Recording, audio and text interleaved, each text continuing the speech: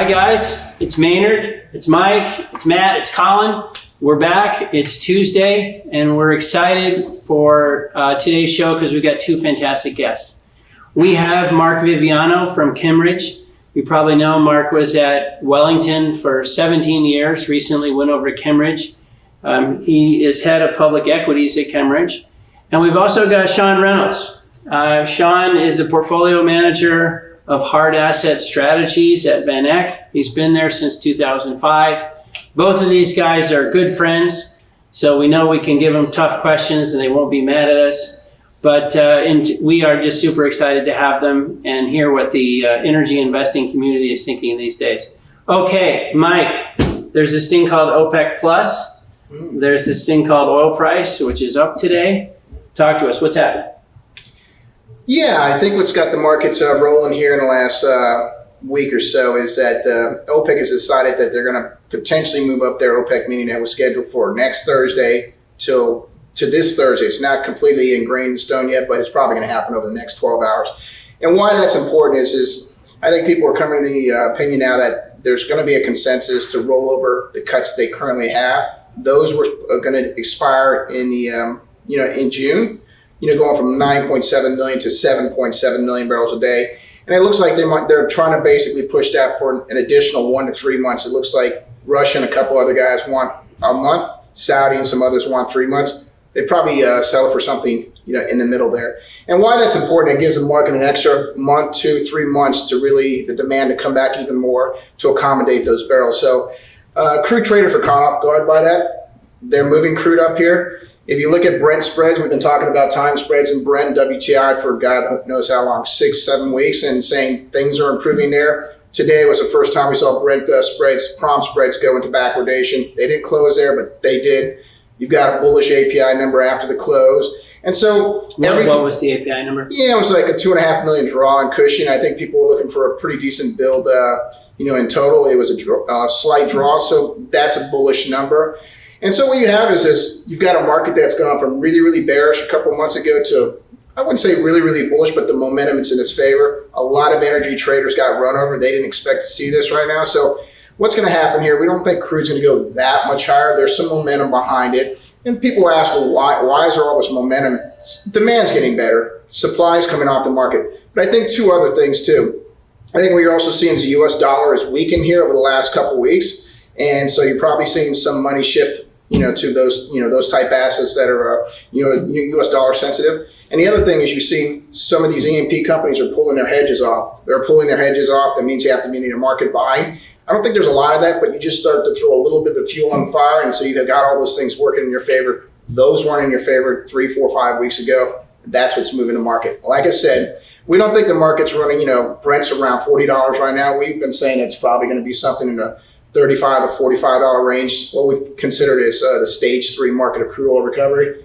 We're at the top end of that right now. We don't think it's going to run away. We're probably going to be stuck in that range for the next couple of weeks, but definitely a lot of momentum behind crude at this point. So Mike, a couple of shows ago, I think I got you to say you thought the over-under at the end of the year was 40. Yeah. It's feeling like the over-under at the end of June is 40. Yeah. You didn't say that, I did, but I mean, are you changing your outlook for the year? I think I think crude's probably moved a little bit further than it probably had, than it should have moved. But look, the fundamentals are still good. The market's still moving towards backwardation. Demand's improving. The issue is that we've gone from essentially 80 million barrels and 75 to 80 million barrels to maybe 86, 87 million barrels in demand. Getting the next 4 or 5 is going to be a lot more difficult than the previous 7 or 8. So we'll have to see how that develops over the next couple of months. I think we moved a little bit too far, but it's not unjustified. What we've said is that we're probably going to be stuck in a range here for the next couple of weeks. Towards the second half of the year, it's really going to be a demand story. That's going to be the setup, and that's just not certain at this point. Okay, so Matt Portillo. When investors are calling and interested in this space, I'll use the restaurant analogy. What's the entree that they're most asking for lately? What's the one that's asked for with some frequency? And what is the entree people are not interested in these days?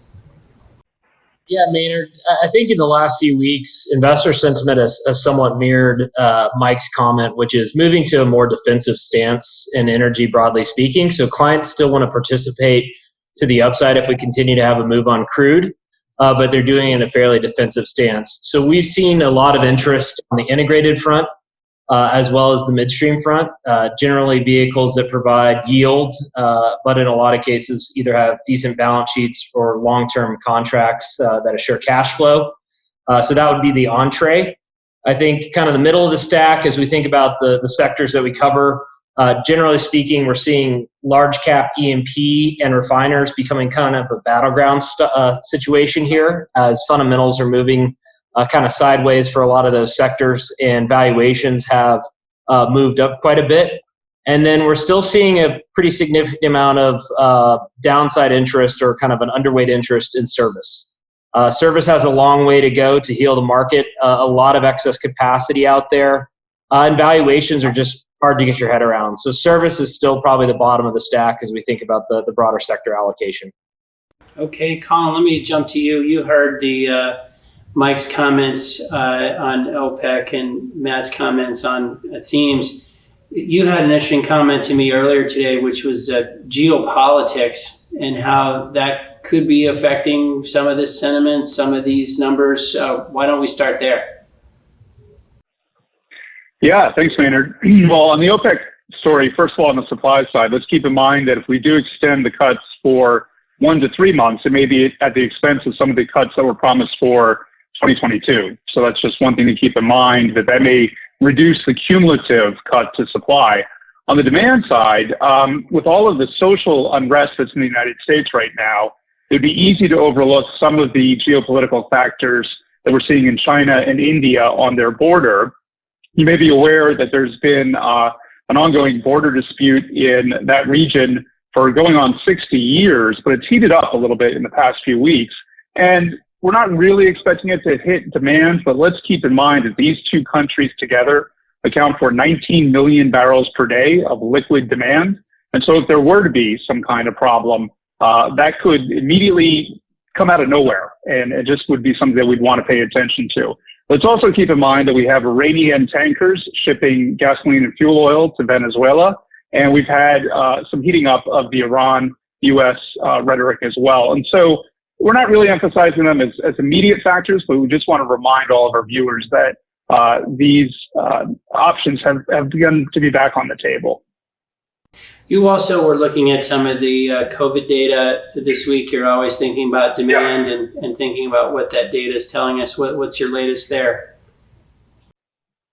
Well, in honor of our guests, we took a look at the latest COVID data for energy investing states as well as energy producing states.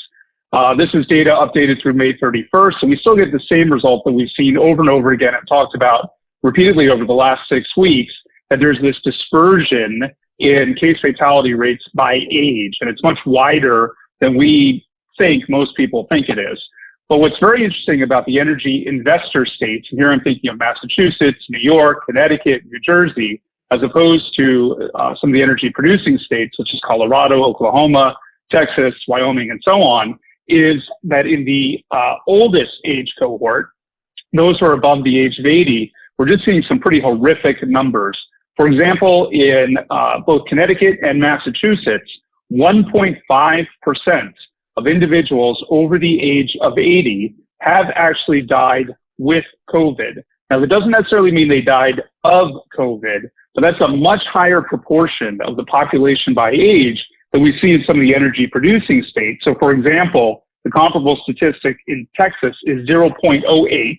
Obviously, Texas has a much larger population, but even in Colorado, it's 0.45. So just something to keep in mind, that the perceptions of investors in the state that Mark and I are in right now, and in some of the other coastal states, may reflect anecdotally some of these experiences, and it's not quite what we're seeing in the energy producing states. So one question for you, Colin, or Matt or Mike, are you guys surprised that we have, in addition to COVID, there's so much unrest in the United States right now that we have pretty good markets, seemingly the good sentiment that drives good markets. Like, does that surprise you guys or not? I can color there, man. I think from a client conversation standpoint, as we kind of highlighted, generally clients are playing pretty defensive, and I think that speaks to how far and how fast the broader market has run. So we're not really seeing a lot of risk taking on positions right now, but I think clients are not trying to fight the trend in the broader market. And we are moving up on somewhat low volume across the board, which probably also speaks to the confidence level today. So I think a lot of the energy investors, at least we're talking to, are looking for a pretty significant retrenchment at some point to really start to put significant dollars to work. At least that's the conversations we've been having with clients over the last few weeks. Colin, were you going to add anything to that? Yeah, Maynard, I was just going to say, obviously a lot of these social factors have been with us for decades, if not centuries, and have been simmering here the whole time. But one thing that we've been worried about with the one-size-fits-all application of the COVID shutdown is that you get this projection of a local effect to the world. And so let me give you an example. In the state of Connecticut, again, from the COVID perspective, you have a case fatality rate above 9.3%, but you have an unemployment rate of 7.9%. So much as we're all Zooming today, a bunch of financiers and lawyers and folks like that, it's easy for us to sort of pivot here and allow the Zooming to continue. If we look at automotive factory workers, they are not Zooming. So it is no surprise whatsoever that Michigan, with its 22.7% unemployment rate, is not so enthused with some of the policies that have been advocated by states that have perhaps a different demographic and are able to adjust a little bit more easily because they're not on the factory floor. All right, well, guys, let's jump into our star attractions today. We've got Mark Viviano and Sean Reynolds. Thank you guys for joining us. You are good friends, so it's good to see you. Why don't we start with each of you? Sean, maybe I'll let you go first. Just what's your work environment? What's your life environment? How's your business functioning in this? Are you able to do everything as a portfolio manager that you'd like to be able to do in this kind of unique world we're all living in? Yeah, thanks for having me, first of all. And it's really a pleasure to be here. And we are good friends, and I think we all work together in trying to think how best to invest in this space. So it's fantastic to have this forum. With regards to the current environment, we've been working from home since that second week of March, like most people have been. It's the organization at VanEck is reasonably small. It's about 400 people, and so it's doing pretty well. And we've had no real disruptions. I think with regards to day-to-day work plan and workflows, it's really been not surprisingly, but it's been positively received by everybody. And actually, I think probably most people on this call will understand this. I think we're all working more, and working longer hours, more intensely, doing things like this, Zoom calls. It seems somehow to really have opened up communication quite a bit. I thought you were about to say, Sean, you were about to say, you guys are wearing me out. This is my fifth Zoom call in the last 2 hours. It's about right. But it is. There's a lot more. I think it's more productive. From a research and investment perspective, the people in my team, I've actually seen a great transformation from being much more outgoing with regards to interaction with the sell side, with the corporates themselves. When you get into this office situation, you get caught into groupthink quite often, and just the buzz that's around you, and you turn around, you talk to your colleague, and they go, yeah, and so you just think that the thought that you just had was completely original and right on target. Well, when you're sitting by yourself, I think we're all realizing this is you're like, wow, I wonder if that's right. Let me call Matt and talk to him and say what and see what he thinks. And then Matt might suggest, well, why don't you? I was just talking to such and such company. So then I feel compelled to call them and check on it. So I see that happening, and so I think that from our perspective, it's actually been beneficial. The negative has been that we're not out able to go and see these companies and see the individuals and see the operations, which we take a lot of pride in doing that on a global scale. I think you were touching on a little bit. My strategy covers not just energy, but all kind of natural resources, all resources actually around the world. So we do a lot of mining, a lot of agriculture. So particularly on the mining side, we're traveling around the world, and a really important part for us is to get out and see those sites and see the people on the ground. That's going to be a significant, a negative in regards to this situation. So Mark, let me jump to you. You just recently, beginning of the year, made the move over from Wellington. So you're moving, transitioning your role and your firm, and then all this hits. How is it for you in Boston? Thanks, Maynard. I've really enjoyed watching these videos each week, so appreciate the opportunity to participate today. I also have to say that the data that Colin was referencing was really interesting, but I have to say it's hard for me to think about Massachusetts as an energy investing state when I think there's only 3 or 4 of us left in the entire state. But yeah, so I'm actually sitting in an office in Boston, which I opened when I joined Kimmeridge earlier this year. I'd been working from home the past 2 months, but with Boston office spaces reopening under reduced capacity, I'm back in the office. It's effectively an office of one at this point, so I probably have the easiest time around social distancing. And it's interesting when you walk around Boston, the cafes and the lunch spots, they're starting to open up, but the city itself is pretty desolate, which I do have to say from a commuting standpoint is selfishly, it's been great. So maybe just, Sean, you touched on it. I just want to grab it while we're there, which is you mentioned the other spaces you see, all resources.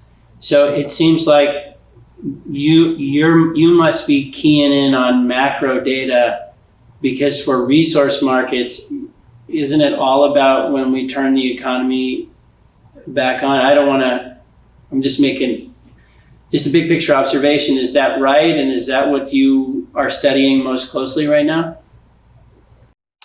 Yeah, that's a really good point, Maynard, because really for the first time in my career, which not to, just to put it in perspective, I started in the energy space as a petroleum geologist back in 1985.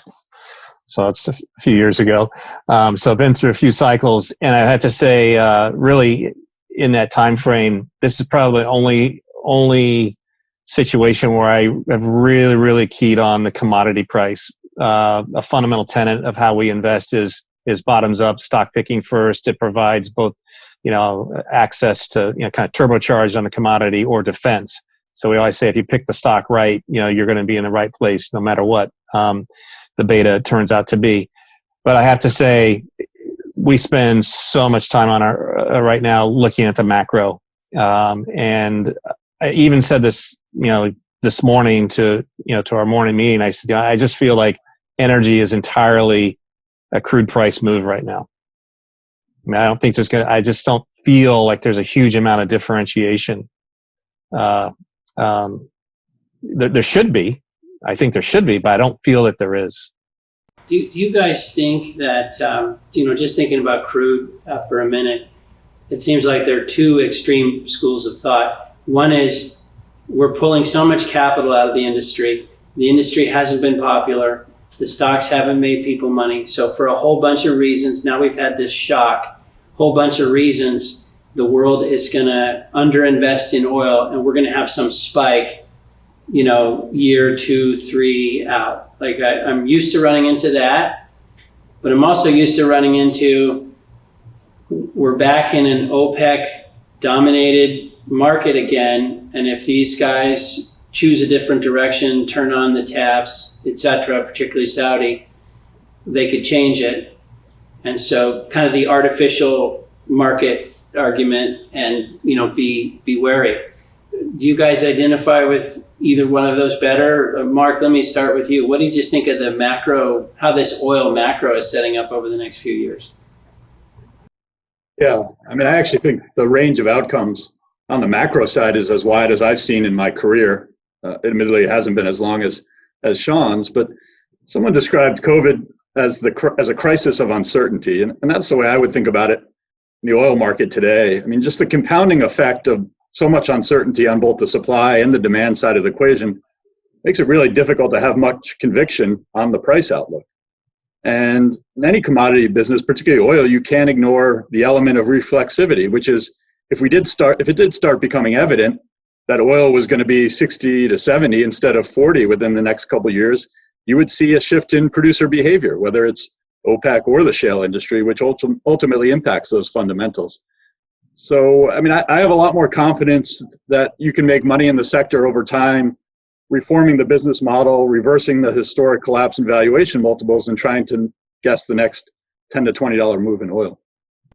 That's interesting. Sean, what do you think? Well, first of all, I would agree with exactly what Mark just said. With regards to the overall kind of bull-bear case, I feel like we've been waiting for this natural rebound in oil prices from underinvesting for the next 2 or 3 years perpetually. Yeah, it's always on the come, and we just never have gotten there. I mean, we just have to think back to even in the beginning of this year. The setup looked pretty optimistic, to be honest. The first time in record demand, 101 million barrels a day in December in the fourth quarter. It looked like we were eating into the surplus that was sitting at Saudi or wherever it was in OPEC, and then this hit and kind of knocked that out. The bottom line is that there's just too much supply. All right, and so we have to get to a situation where it's not being managed. I mean, we're all capitalists. Everybody in this industry, we're rank capitalists, except for the fact that we want our price managed. I mean, it's kind of interesting. We want it to be managed. We want it to be higher. We want it to be propped up. What it really needs to happen, and I think this would be a serious catalyst to really move forward some of the things that Mark was just alluding to, is to get this down to a free and open market where nobody's managing it. It's just lowest cost producers win, and we'll see what happens. The bottom line of that is that I think you're going to wipe out a certain sector or certain tranche of U.S. producers, but there should be some great winners in that as well, some great investments. I think we can kind of get to this, or we probably will get to this a little later, but one of the many headwinds facing this sector is just the uncertainty, again, as Mark was alluding to, the uncertainty around oil prices. You go to a generalist and say, hey, what do you think about the energy space? Oh, well, I have to worry about Saudi Arabia and Russia, and I have to worry about, China and India, and I have to worry about negative oil prices, and I have to worry about all these things before you even get to the companies. It really takes away a large universe of potential investors. So I'm sort of feeling like the way I frame that, which is, on one hand, it looks great for oil. On the other hand, here are the problems. That almost the way you guys answered that suggests that's not the way you should be thinking about investing in the space anymore, because maybe nothing stays the same, but right now we have shale that can come on quickly, and we have Saudi who can add capacity quickly. So to your point, Mark, if prices are up, we can add more supply, and that's going to change it. In the old world, you couldn't do that so quickly, and that was why it was kind of a reasonable way to think about stocks. But I'm just realizing the flawed question I asked you guys. Let me ask you another, hopefully a less flawed question. Natural gas. So it's gotten a boost. It's gotten a lot of attention. It's something the companies have done better. Are you guys interested in that as a thematic thing? Are you drawn to the natural gas stocks / macro? What do you think of that? Let's start with you, Sean. Marginally so. As you just said, the flex that the shale industry has, I mean, is fantastic. In a good way, it's fantastic. They can bring it on and bring it off, and it's great for our economy, to be frank. But it's definitely going to keep a cap on prices. And so again, winners and losers. I mean, natural gas is pretty much a free market commodity right now. So we know who have the best assets and who are the best operators and who have put together kind of the strongest companies. And they seem to be outperforming over time. So I think, again, it's selective, but I think the beta play behind natural gas is overdone. We've seen, I think there was even a piece out that you guys had today on LNG demand, feed gas being down quite significantly. So to any extent that you're losing associated gas, you're also losing that demand. What do you think, Mark? Natural gas? I think it's sustainable as long as no one thinks it's sustainable. I mean, it just gets back to that reflexivity in the system. And you can hear it on the E&P company conference calls. The management teams are watching the curve, but with the front month below 2, inventory still trending above normal, they have no interest in reallocating capital or rethinking their oil growth strategies. But if gas goes to 275 or 3 as the market is tightening, and the rate of return economics for gas becomes more favorable than oil, I'd be very concerned about the production response, as there's no shortage of locations across the U.S. at those price levels. So, I mean, there may be a trade there heading into the winter, but that's not really what we do as long-term investors. So one thing I did want to ask you guys while we had you is just what you're hearing from your investors. And I'm curious on this particular question. We all assume that you guys are hearing from investors around the world. We want to be cleaner, invest in ESG, high quality companies. And maybe, this is my question, are they saying to you, we have a preference for natural gas over oil because natural gas is a, quote, cleaner fuel? Or is that just not right? They're all hydrocarbons and there's really no distinction between natural gas and oil when it comes to your investor base. Mark, any reactions there? Yeah, I mean, I think the aversion to investing in the public energy sector is at an all-time high from my perspective, which makes sense when you think about the magnitude of the shareholder value destruction over the past 6 years, intersecting with those ESG pressures that are clearly reverberating across the industry. Which is why we've argued the only way you're going to attract investors back to the sector is to align your business model with the energy transition and address those fundamental concerns around a growing terminal value risk by materially increasing the return of capital to shareholders. And I think the mistake most management teams are making is they think this is all cyclical and that once the commodity price rises, investors are going to come back. I personally think it's much more structural, and the headwinds from the energy transition are only going to grow with time. Sean, what do you make of that? There was a lot in what Mark just said, but anything you'd add? Yeah, well, I would just say that I think natural gas gets thrown in with crude oil. And we all know that it's a lot cleaner. If we really wanted to make a substantial impact on greenhouse gases, we should go after natural gas. You should go after natural gas vehicles for that matter.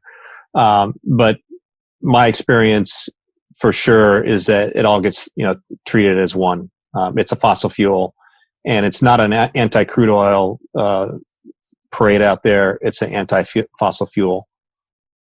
Do you guys think, because we've towed in here to the transition and the energy debate, et cetera, do you think the debate is going to get better or worse post-COVID? I mean, I think some of us are hoping that for more intellectual honesty and a more informed debate. And some of us are pessimistic that the debate seems to keep trending in a different direction. But what do you think, Mark? Yeah, I mean, as someone who worked at one of the largest asset management firms with a fairly diverse set of clients, I can tell you the drumbeat around ESG is only going to get louder. It was picking up before COVID, and I don't really see how this alters the trajectory of that discussion. And I've described this as an existential threat to the energy sector, particularly when you think about the E. And the fossil fuel movement, the anti-fossil fuel movement that is clamoring for divestment is something entirely different. So let's not touch that today. What I'm talking about is the generalist portfolio manager who understands the role that a commodity like oil plays in powering the global economy, could be intrigued by the valuation of the stocks, but is concerned about about climate change and EV penetration rates over time. This whole notion of terminal value risk. The industry needs a thoughtful and credible response that extends beyond just pointing out long-term supply-demand projections. I'm actually sympathetic, like I'm sure you are, to the argument around the challenges of substituting oil consumption at the scale some are suggesting, but it really becomes this academic debate that's going to fall on deaf ears. What the industry needs to do is articulate a strategy that's fully aligned with the energy transition, which is to say, this is a mature industry with a growing terminal value risk, so we're adjusting our capital allocation framework accordingly. And that comes all back to the G side of the ESG equation. What is the degree of engagement at the board level on these issues? And our management teams properly incentivized to think strategically around evolving the business model? Because I can tell you this whole concept of using relative TSR within a really narrowly defined peer group of similar E&P companies is not helping us get there. Sean, any reactions? I know probably like you had 37 in your head. Give me 2. Well, I think one of the big things is the E is the ultimate issue, but nobody really cares about the E until they fix the G. You can, if you're, as Mark was just saying, if the executive leadership team is not diving into, altered business models to what Shell has created, what it's allowed for, they just haven't taken advantage of it. They haven't built into it, and they're missing an opportunity. So the E is there. It's always going to be there. It's not going to go away. The rhetoric around it's going to ramp up. But even if you have a perfect E in situation, if you can go to zero emissions, like some have oriented towards, you're not going to get investors come back here until they fix just the governance part. And I know Mark can go on and on about executive pay and alignment of incentives, but that's at the end of the day is business models need to adapt to the current environment, and they need to adapt today because the promise is there, but they're not realizing it, and because they're not changing to the current environment. You guys, I'm going to ask you a bit of a weird question, but I'm just curious. So if I had 2 cases, 10 years from now, we're using less oil and gas, more wind and solar, a little more of some other, but generally take the current mix, adjust oil and gas down, and adjust everything else up. That would be one scenario. Scenario 2, in 10 years, I don't know what the current stuff looks like, but there's a new flavor that has surprised all of us. Okay, so it could be we're talking about hydrogen. It could be that nuclear is back in the mix. It could be, you've seen energy forever. It always surprises one way or the other, and maybe 10 years is too short. But how do you handicap the chances we just look like a slightly different version of ourselves versus we look really different? And if you kind of had to guess a path, which path do you think is more likely? I have a bias because I hope it's the mystery path. I think that's more fun. Sean, what do you think? Am I nuts? No, I not at all. But I would just kind of preface it by saying, listen, I mean, we can all predict what the future is going to look like in 2050, but 2030, it's a lot harder. For 2021, that's too dang hard. Yeah. right. But what underlying your question is really what's the role of technology, and I think that's the other thing we need to focus on is that this industry has been phenomenal in the evolution of technology. Yeah. Again, going back to the beginning of my career, what we did back then and what's happening today is just spectacular. The whole phenomena of shale is all technology driven, and who knows what else can come out on that front. And but that's the world that we face, and I don't think that's any different, to be honest. The mystery case, yeah. I think you can certainly, you can paint that picture. I think we are painting that pictures as investors that the oil and gas industry is going to survive, and there are going to be people who thrive.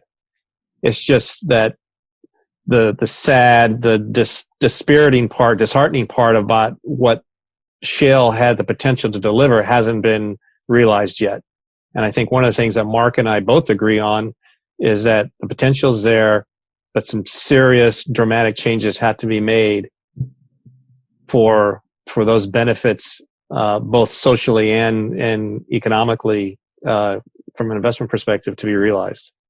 I guess to Mark your question earlier, how does the world change? It seems like if we were sitting here in 5 or 7 or 9 years and we had dramatically increased investments in non-oil and gas, if by some chance those investments don't make money, and or if by some chance those investments don't really change the climate debate, it seems like we're going to be kind of back to the drawing table at that point saying, wait a minute, maybe do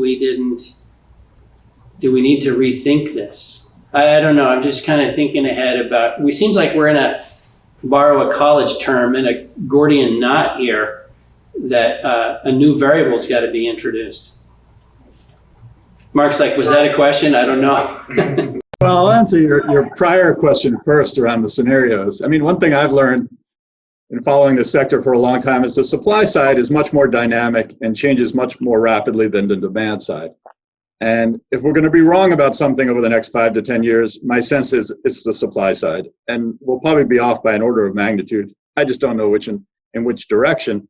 But that's really where forecasting has gone wrong.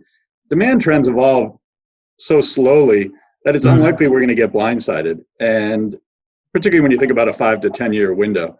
So, I think the concerns around demand substitution from EV penetration, I think we'll have a fairly good amount of data over time to calibrate our models. So I think the surprise, if I thought about it, is really going to be on the supply side.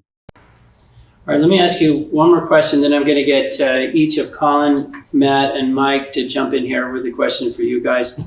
One thing that I do hear over and over, besides, it usually starts with, I think everybody, regardless of your persuasion, doesn't like the way our government fights in the huddle. But then their next comment is, this election seems like it matters a lot. It matters to energy. It matters to so many things. Do you share that perspective as an investor, or is the importance of this election, like a lot of elections, overdone? Sean, I'll start with you. Yeah, I would lean towards it's extremely, extremely important. I think it's a massive test if we elect Joe Biden, and maybe it's a test that this country needs to go through. Maybe it needs to happen and see if it works. And is that it? It's an energy perspective that leads you to say that? I think it's a capitalistic market system perspective. Okay. Mark, any add-ons there? No, I mean, I agree with Sean, and I'm not going to try to unwrap all the implications of the elections. I agree it's important from a number of different perspectives, particularly when you think outside of the energy sector, but maybe within energy. One thing you could argue is that greater restrictions on domestic resource development, whether it's at the state or the federal level, may be the best possible outcome for this sector. I mean, if the sector is its own worst enemy with this natural tendency to overproduce, maybe the knee-jerk reaction of a Democratic administration being negative for the energy sector isn't necessarily the case, but I'll defer to handicapping the election and the implications to the experts. Okay. All right, Mike Bradley, take it away. Yeah, mine's on consolidation. I know you guys have been advocates of consolidation for years. And I guess my question is, what's your thoughts on consolidation going forward? What's it look like? What do you have to see in order for you guys to say, hey, you know what, that was a really good deal? Because guess what? In the last couple of years, we've had some really good deals and some really, really, really bad destruction of value deals here. from a consolidation standpoint, how do you look at it? What has to be delivered as instead of just like cost savings, what in your mind has to be delivered for you? Is it a returns issue? Is it better growth? Is it what is it? Better basins? Is it diversification? Maybe where you guys were in the last couple of years, and maybe what you're thinking in the next couple of years. And we'll go to you, Mark, first, Mark. Sure. I think consolidation is inevitable, given the fragmented nature of the shale industry and the demands that we and other investors are placing on these companies. I mean, the business model we're talking about is going to require scale in the lowest cost basins and a resetting of the cost structure. But when you look around at the U.S. E&P industry, one of the biggest obstacles to the level of free cash flow generation we're talking about is the burden associated with G&A and interest and things that are ignored when the companies talk about reinvestment economics. But we've seen examples now of companies merging and the G&A of the company being acquired being completely eliminated. And so think about that on a broader scale and the billions of dollars being wasted simply because of the fragmented nature of the E&P industry. But given the most successful outcome for shareholders is often a merger of equals, we worry about the impediments in the boardroom. With CEOs and boards owning very little equity in the company and receiving high levels of annual compensation, it's not clear what the incentive is to put themselves out of a job. So I'm hopeful, but I'm also realistic about the friction in the system and the role that shareholder activism may need to play in driving that consolidation. Awesome. What about you, Sean? Yeah, I would echo the social impediments to mergers is real. It's been there forever.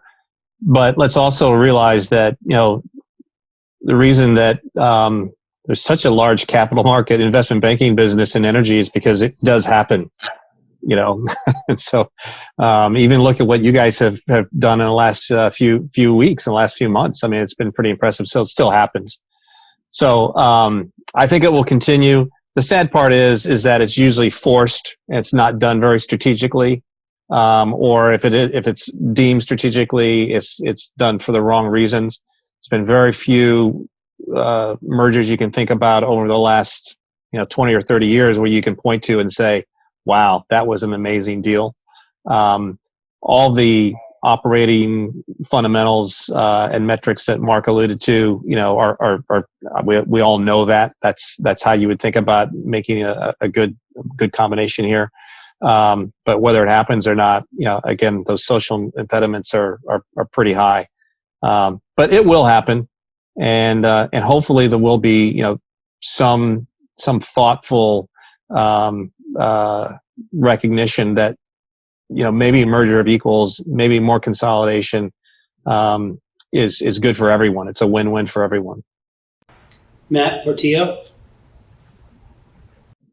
Yeah, a question for both Mark and Sean. I know the upstream industry in particular has reached out to you guys over the years for feedback in terms of evolution of the business model.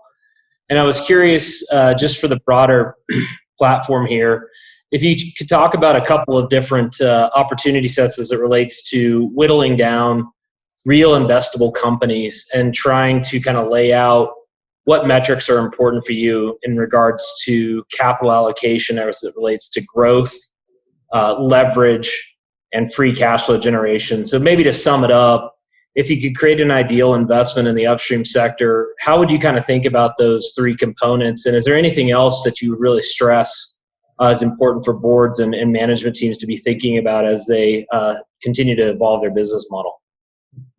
Mark, you want to start? Yeah, I'll start. I mean, I think the most important thing a company can do is frame its capital allocation philosophy. I think a lot of times companies talk about growth, they talk about free cash flow yields. To me, those are all an output of the model. What they control is when the cash flow comes in, how much do they reinvest and how much do they distribute to shareholders? And this industry has consistently decided that almost all of the cash should be reinvested into the ground, despite the fact that the return on capital has consistently been below the cost of capital. I just don't know many industries that would continue to reinvest 100% of cash flow with those kind of metrics. particularly when the valuation multiples have contracted as much as they have. So what I think the industry needs to do is clarify how they think about capital allocation, and lay out a long-term plan that's a lot aligned with the energy transition, as I referenced earlier, around how there's an increase in return of capital over time. What we've said is we don't think E&P companies should be spending over 70% of their cash flow. The average S&P 500 company reinvests 40% of their cash flow. Now, we all know that this is a more capital-intensive business, so we're not comparing it to the average S&P company, but 70% should be the starting point, not 100%. Sean, anything you'd add to that? I would say we've made the business model too complex, and we've or made the thinking about the business model too complex when it's really quite simple. It's no different than any other company. How do you create value? Well, you create the most amount of cash, best returns for the longest period of time. That's how you do it. So you have to differentiate yourself that way. The thing that obviously we have in any sort of depleting asset industry is you're depleting, and that resource is changing every day, and you have to replace that barrel you sold yesterday with another barrel today at or at or below the cost that the one you just sold, which probably the one you just sold you found 10 or 15 or 20 years ago. So you're really fighting inflation and issues like that. But Matt, that's where I would really touch on is like, listen, it's pretty easy business model to think about generically. It's harder to execute, obviously, but who can deliver the highest cash flow yield for the longest period of time? And sustainability, which leads to inventory issues, that's what I mean. Sustainability to the resource base is critical. And so being honest and communicative with the investor base with regards to where that sits and how long you can deliver that and what it's going to take to do that, I think will do a large part of bringing investors back, because it will provide them that clarity that they're looking for. Colin, let's go to you. And Mark, I know we're going to lose you in a minute, so we'll start for Mark. You've got the first pitch from Colin Finn. Now pitching Colin Finn. Thank God MLB baseball came back.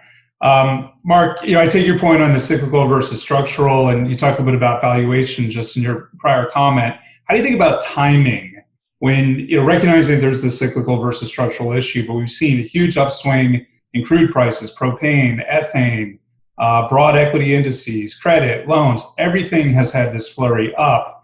And yet, true, we've had a 2.1 million barrel per day cut in U.S. production. We've had a year-to-date 2.2 million barrel per day hit to demand. But on a point-to-point basis, the demand side is still much weaker than the supply adjustment. So, recognizing you only have a limited amount of time, how do you think about managing that process of the upswing relative to cyclical and structural pressures? Yeah, I mean, the cyclical component of investing in this sector has always made it difficult. I think, to Sean's point earlier, I think it also drives a lot of capital away, the underlying volatility and complexity of the macro equation. But, I think we've always thought about what a normalized price environment looks like. And normalized is tricky to define, but it comes down to, what do you think the marginal cost of supply is? And where does that balance out relative to your view on demand? Clearly, the challenge today is we don't know if normalized demand is 90, 95 versus the original 100 million barrels a day. That's a difficult question to answer. But what I do know is, if you take an E&P company and say, we're going to put in $40 oil, similar to what's in the back of the curve, and take the valuation from 3 to 4 times EBITDA to 5 to 6 times EBITDA, because it's a better business model that can be embraced by generalists because there's a significant return of capital and you've reduced the cyclicality of the underlying business. To me, that's a much better value proposition that I have more confidence in than trying to catch the inflection on the commodity price. And Sean, you had a pretty robust defense there of capitalism. Extending the baseball metaphor just a little bit more, the umpire, the central bank, wants to come out on the field. And when they're not depositing trillions of dollars into markets, we may find that they quickly want to redeem securities, debt securities in particular, which might send us the other way. How do you think about inflation and deflation and the central bankers just being everywhere we seem to look as investors? Well, to touch on inflation, which is a critical part of the rationale of why you would invest in our strategy, it just hasn't been there for a long time, clearly. And when you have the money supply that's been going around really since the financial crisis, so it's 2008, 2009, and no velocity behind it, which you haven't had, you don't get inflation. And so the headwinds to velocity have exacerbated, obviously, on the back of all this. And so from our perspective, we would love to see some inflation, but we're not counting on it at all. I would just say, with regards to central banks, since the financial crisis, everything they've done has basically worked out. Maybe it's not as good as people thought, or it's adulterated the system, but it's worked. And so I would suggest that there's no turning back on central banks' decisions anytime soon. Okay, let me see if I can get 5 yeses from you guys. In 1 year, is the world a better place? Mike Redley. Of course. Matt Portillo. Definitely. Mark. You have to be an optimist to invest in this sector. Sean. Yes. Colin. Yes. There you have it. A better world is out there. Thanks, everybody, and thank you, Sean and Mark.